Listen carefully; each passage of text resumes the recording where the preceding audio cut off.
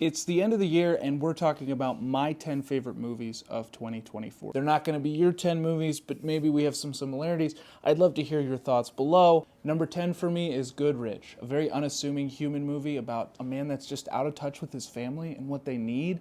Michael Keaton did phenomenal. Mila Kunis as his daughter also did excellent. I was really surprised by the emotion of the script, and it's also kind of funny in a sneaky sort of way.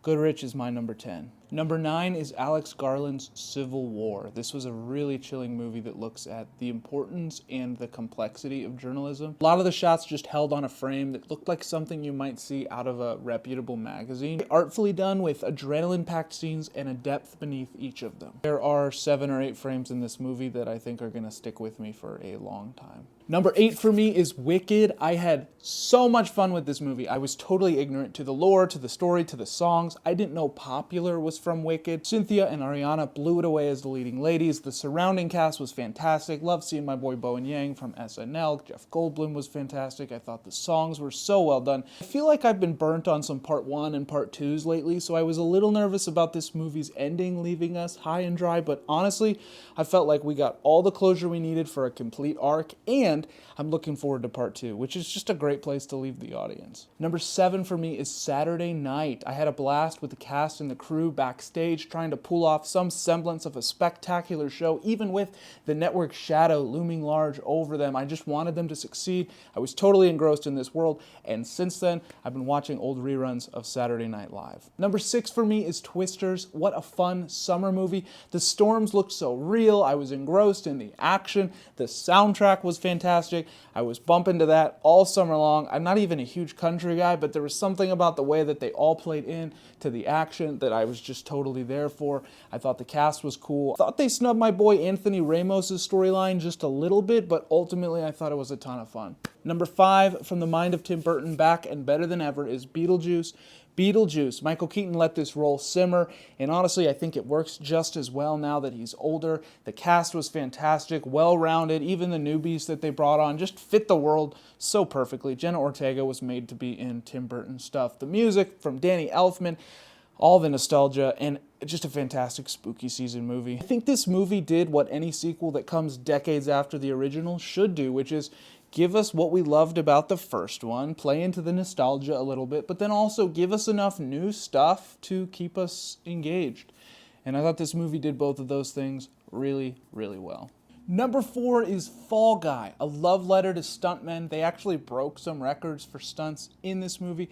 Ryan Gosling, Emily Blunt, what else do I gotta say? Their chemistry was fantastic. They are both just so fun to watch on the big screen, and the action sequences were unforgettable, and I think one of the big reasons for that is because the director used to be a stuntman himself. Chloe and I had the pleasure of seeing this movie at an early screening in a packed house, and it really was just one of those movies that you just feel good about at the end of. Ryan Gosling gets to play this sort of combo of bounty hunter and stuntman, where the stuntman becomes the hero, and it's just a ton of fun. Go check it out. Number 3 is my favorite of this summer's blockbusters, and we had some doozies. This one is honestly 3 friends just having a blast. It's Ryan Reynolds, it's Hugh Jackman, and it's Sean Levy having a heck of a time with nostalgia, cameos, Easter eggs, a send-off to the 20th Century Fox era, and I was just delighted, grinning ear to ear as it continued to bring me old friends that I didn't realize I had missed. As expected, very self-aware. When Wolverine first steps in, Deadpool's like, welcome to the MCU. You're coming in at kind of a low point. And I just felt seen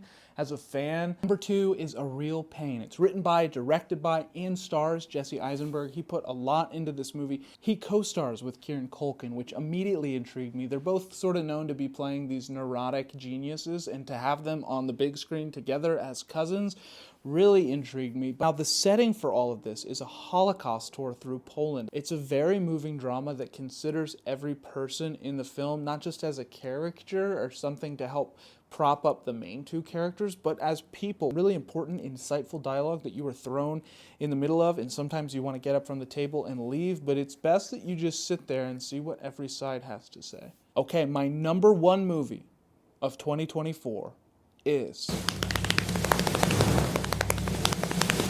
Conclave.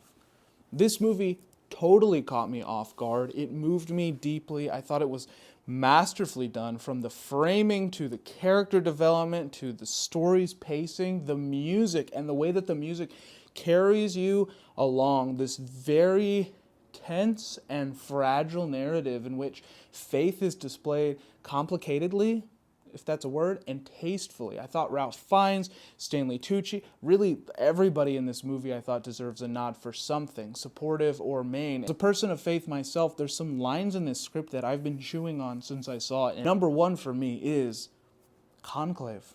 So those are my 10 favorite movies of 2024. I'd love to hear what you think I missed or what you would move a little higher or lower. Let me know in the comments, and I'll see you at the movies.